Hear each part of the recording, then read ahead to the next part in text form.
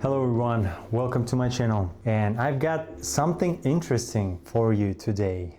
Elgato Prompter. We'll take a look at it, see what inside. I make unboxing. You'll know all the pros and cons. We'll take a look at it. I'll tell you my personal experience and my personal thoughts about this device. So stay tuned. Thanks for your likes, comments. I appreciate them all. And I'll put the link down below this video. This will be affiliate link, and thanks a lot guys for your support. I do appreciate it. It really helps me to continue to make new videos and share my personal thoughts. So let's get this ball rolling.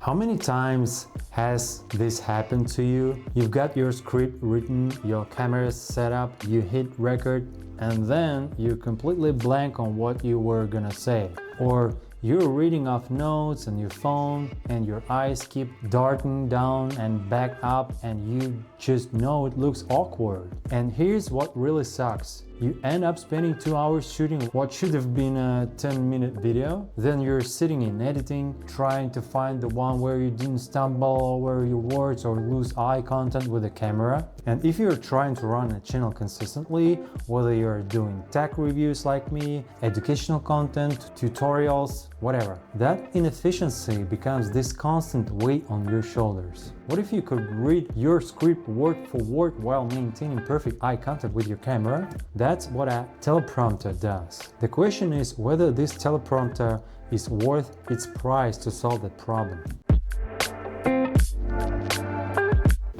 Alright, here's the box itself.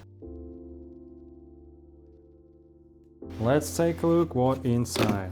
So here is one box, another one, and the last one is here.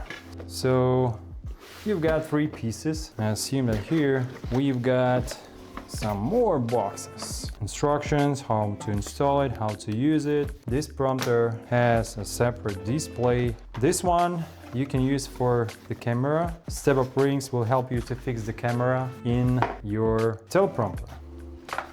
Okay, let's see what inside. Platform you should use to fix it. Yeah, all right. This is cable inside to connect your teleprompter. Pretty solid cable. Okay, what's here? This. All right, this is the camera. This is, yeah, you can cover your teleprompter to avoid any disturbing light. Step-up rings. Let's open it up and see the teleprompter itself with a display. Here's the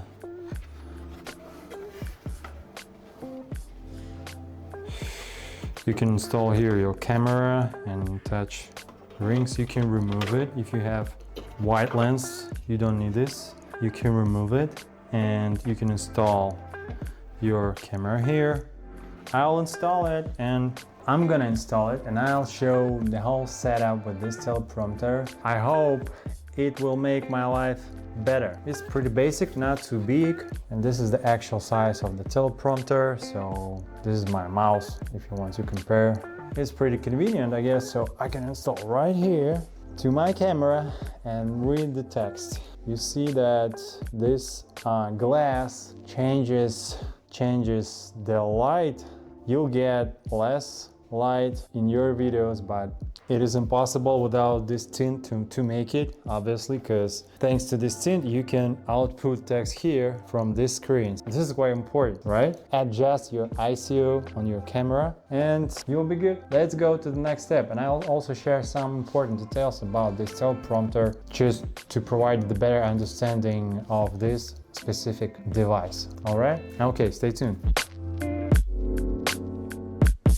So this frame you can install actually instead of this one for the Facecam Pro, or you can use, I guess, here something like Osmo Pocket 3 camera. But anyway, I'll need this one for sure because I've got a camera. I'm gonna install it here. You can install it, click or something. My hands is not straight. So as regards these rings, you can choose your size of your lens. I've got Sigma 67 millimeters, and you can choose here from these rings the appropriate one. Yeah, you can, oh, here we are. This is my ring. So I just need to attach it here to my lens.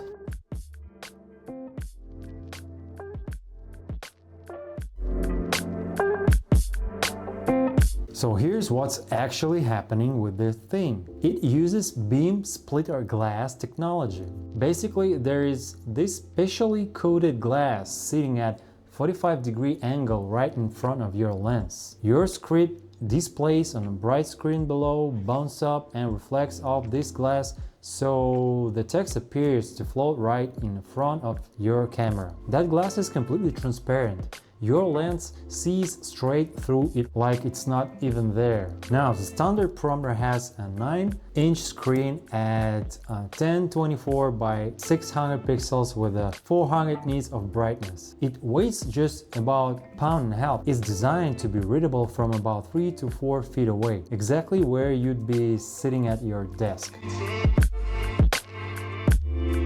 Well, here's what actually sets this apart from a cheap teleprompter setup with an iPad voice sync. This feature genuinely blew my mind. The prompter listens to your voice and automatically adjusts the scrolling to match your speaking pace. You speed up, it speeds up. You pause to gather your thoughts, it pauses. You go to completely off script for a second, it waits for you. And this is a big but, it requires serious hardware. On Windows, you need an NVIDIA RTX 2060 or better. On Mac, you need M1 or newer. And sometimes it glitches. Not always, but enough that you notice. The text will lag behind your speech, or it'll get stuck waiting for your voice.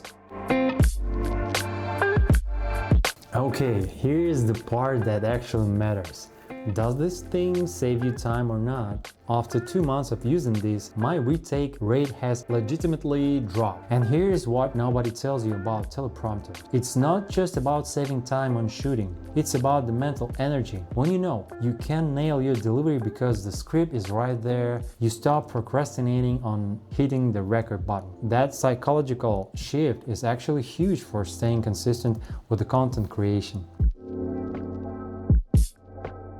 I'm gonna be extra transparent about the problems. The glass makes your footage darker. This isn't a defect, it's physics. You're shooting through coated glass, so you lose light. I went from shooting at ISO 125 to ISO sometimes over 300 to maintain the same exposure. That means more noise in your image. Your options are boost ISO and accept the noise, open your aperture and lose depth of field, or add more light to your setup and actually helps your image. When you have something bright on the prompter screen, you get this subtle halo glow around you in the footage. Here's the thing, wrap a circular polarizing filter, and I'll put the link down below this video, which I'm using right now. It cuts the glare. Voice sync is unreliable. I'd say it works properly maybe 80% of the time. The other 20% it's not well aligned with my speech, and if you're on Mac, you might hit some quirks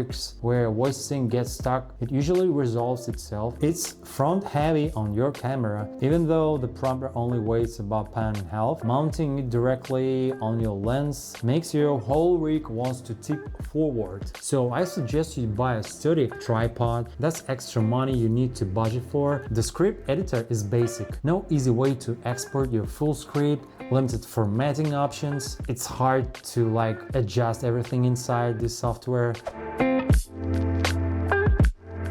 So here's where we land. I'm gonna be straight with you. This prompter has genuinely improved my workflow. My retake rate is down, filming sessions are faster, and it really helps me in my marketing activity because I shoot some educational videos for my clients. Would I buy this with my own money? If you're creating scripted content regularly and you're tired of doing multiple takes, then yeah, definitely. The efficiency gain is worth it. But if you're just starting out, you're doing this as a hobby, or your content is mostly improvised vlogs or interviews, save your money. So there is the most honest review I can give you. If this helped you make a decision, either way, hit that like button. Subscribe to Test of Tech for more real talk, tech reviews. Drop your questions in the comments. Have you used this teleprompter? And if you're interested in checking the current price and seeing if there is a deal running right now, I'll have the Amazon link in the description. Thanks for watching guys, catch you in the next one.